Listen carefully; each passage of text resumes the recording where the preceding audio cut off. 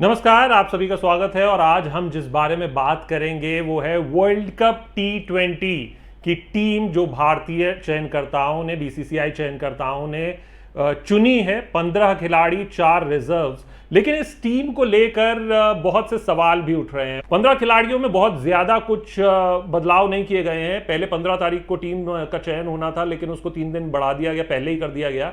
12 तारीख को ही चयन कर दिया गया। साफ था कि बहुत टीम सेटल्ड है, जैसा कि रोहित शर्मा ने post Asia cup press conference में कहा भी था अपने अंतिम मैच के। तो वो टीम मैं आपको बता देता हूं। टीम है रोहित शर्मा, केएल राहुल ओपनिंग करेंगे और ओपनर्स का स्लॉट फिक्स है, इसलिए किसी तीसरे ओपनर की कोई जरूरत नहीं है। विराट कोहली वैसे भी एक टीम में हैं जिन्होंने ओपनिंग करके दिखाया है कि वो क्या कुछ कर सकते हैं बतौर opener. Number 3 Virat Kohli, number 4 Surya Kumar Yadav. अब इसके बाद उन्होंने एक जो दीपक हुडा को रखा है उसका मैं वजह बताऊंगा, लेकिन दीपक हुडा 5, ऋषभ पंत, दिनेश कार्तिक, ये 2 खिलाड़ी हैं और फिर हार्दिक पांड्या। तो ये आपके सारे बैटर्स हो गए 8, और इसमें ऑलराउंडर्स भी शामिल है। फिर 3 खिलाड़ी आपके स्पिनर्स हैं, अश्विन, चहल और अक्षर पटेल। और फिर 4 पेसर ले गई है भारतीय टीम, बुमराह, भुवनेश्वर कुमार, हर्षल पटेल और अर्शदीप सिंह। तो ये आपके 4 पेसर हैं।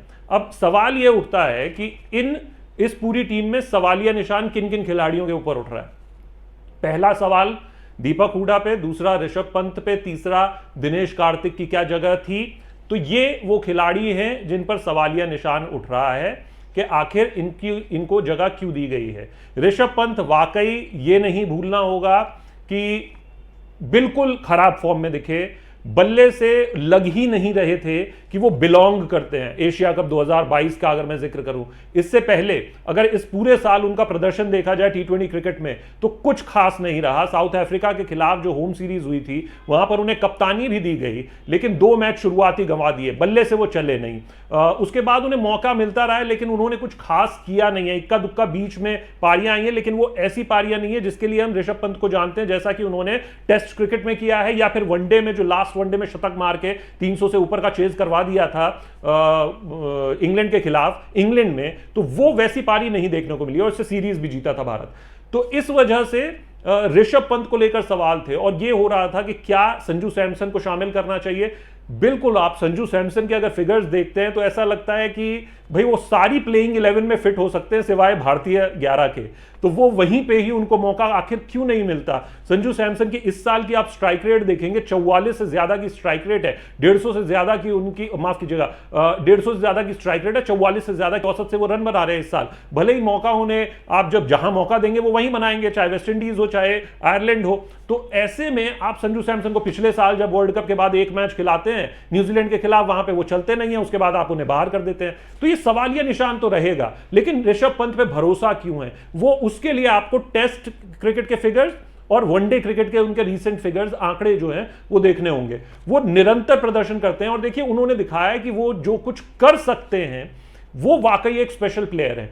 लेकिन फिर T20 में वो हुआ नहीं है और इतना रीसेंट तक नहीं हुआ। लेकिन ये भरोसा है टीम मैनेजमेंट का। और अब जब 15 खिलाड़ी चुन लिए गए हैं, अब जब भारतीय टीम चुन ली गई है तो उसको बैक करना होगा। दूसरे खिलाड़ी पर आते हैं, दीपक हुडा। दीपक हुडा क्यों है टीम में? देखिए, रविंद्र जडेजा एक वो रोल निभा रहे थे जो कि एक प्रॉपर ऑलराउंडर है वो, और हर टीम की प्लेइंग 11 में फिट हो सकते हैं। बॉलिंग, बैटिंग, फील्डिंग हर जगह पे वो कंट्रीब्यूट करते हैं, लेकिन वो इंजर्ड हो गए एशिया कप के दौरान ही। तो अब ऐसा प्लेयर चाहिए जो बल्ले से उतना कंट्रीब्यूट कर सके। मैं जानता हूं कि अक्षर Patel like for like replacement है, उन्होंने वेस्ट इंडीज में कुछ 32-33 गेंदों पे 64 रन मार के मैच जितवा दिया था। तो अक्षर पटेल की आप बैटिंग को लाइटली मत लीजिए, लेकिन अभी अंतरराष्ट्रीय क्रिकेट में T20 फॉर्मेट में उन्होंने उस स्तर का प्रदर्शन या तो किया नहीं है या मौका नहीं मिला है, और भारतीय टीम उस पर रिलाय नहीं करना चाहती है। क्योंकि हमने देखा कि एशिया कप में भी जो मौका था वो दीपक हुडा को दिया गया बल्लेबाजी के लिए जब जडेजा नहीं थे। लेकिन क्या उनकी गेंदबाजी पर भरोसा है? गेंदबाजी दी ही नहीं आपने उन्हें, तो कैसे पता लगेगा? लेकिन दीपक हुडा की बैटिंग की बात कर लेते हैं। इस साल उन्होंने जो रन बनाए हैं लखनऊ के लिए, वो उन्होंने बना दिए 416 से ऊपर रन। और वहां पर फिर उसके अलावा जो उनकी औसत रही है, जो स्ट्राइक रेट रही थी आईपीएल में, वो 136 की स्ट्राइक रेट थी। उसके अलावा अगर हम बात करें तो जो उनकी अंतरराष्ट्रीय क्रिकेट की औसत है और स्ट्राइक रेट है, अंतर्राष्ट्रीय क्रिकेट में उसको उन्होंने बेहतर कर लिया। 158 150 से ऊपर की उनकी स्ट्राइक रेट है अंतर्राष्ट्रीय क्रिकेट में, तो ये तो क्रेडिट जाता है उन्हें। लेकिन वो शतक जो उन्होंने आयरलैंड के खिलाफ मारा वो ओपनिंग पे मारा। जो उन्होंने उससे पहले जो रन बनाए, आप देखें जो आईपीएल में बनाए, वो भी रन उन्होंने बतौर वन डाउन बनाए या ऊपर बनाए। तो ऐसे में फिर आखिर करना क्या होगा दीपक हुडा को? दीपक हुडा का रोल क्योंकि निचले क्रम पर आता है, तो फिर निचले क्रम पर तो बहुत ज्यादा उनके लिए मौके हैं नहीं। लेकिन ऐसे में अब उनके रोल को लेकर सवाल जरूर है, लेकिन टीम मैनेजमेंट का उन पर भरोसा है।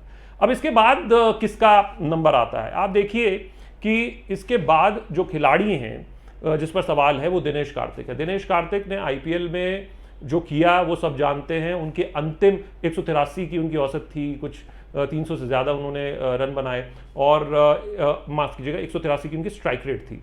और उसके बाद अगर हम उनके निचले क्रम की बल्लेबाजी की बात करें 17 से 20 ओवर की, तो 17 से 20 ओवरों में उनका जो स्ट्राइक रेट है वो 220 का है, जो इस आईपीएल में सिर्फ जॉस बटलर से कम था, उनका 236 का था।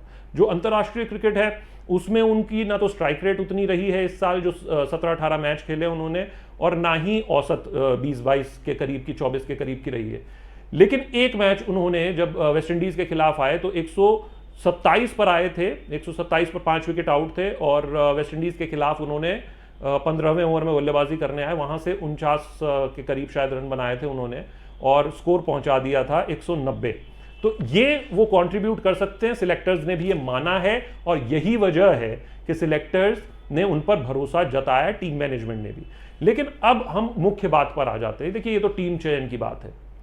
अब आप ये भी कह सकते हैं कि रवि बिश्नोई क्यों नहीं है? रवि बिश्नोई ने तो इकलौते ऐसे गेंदबाज लग रहे थे जो पाकिस्तान को रोक रहे थे, वो उस तरीके का कंट्रीब्यूशन करते हैं। लेकिन मुझे ऐसा लगता है कि अश्विन को इसलिए तरजीह दी गई है क्योंकि अश्विन लोअर ऑर्डर बैट्समैन भी है, और अश्विन की अगर आप इकोनॉमी देखेंगे वर्ल्ड क्रिकेट में, तो भारत के सर्वोत्तम गेंदबाज हैं वो, इकोनॉमी के लिहाज से भी, विकेटों के लिहाज से भी बेस्ट गेंदबाज भारत के साबित होते हैं। तो इस वजह से आप अश्विन को पीछे नहीं कर सकते, और इसी वजह से शायद वो पिक कर गए रवि बिश्नोई को, लेकिन उनको रिजर्व्स में रखा गया है। फिर श्रेयस अय्यर को इसीलिए रिजर्व्स में रखा गया क्योंकि दीपक हुडा एक ऑप्शन प्रोवाइड करते हैं, उनकी जो स्ट्राइक रेट है, हिटिंग एबिलिटी है, उसको देखकर।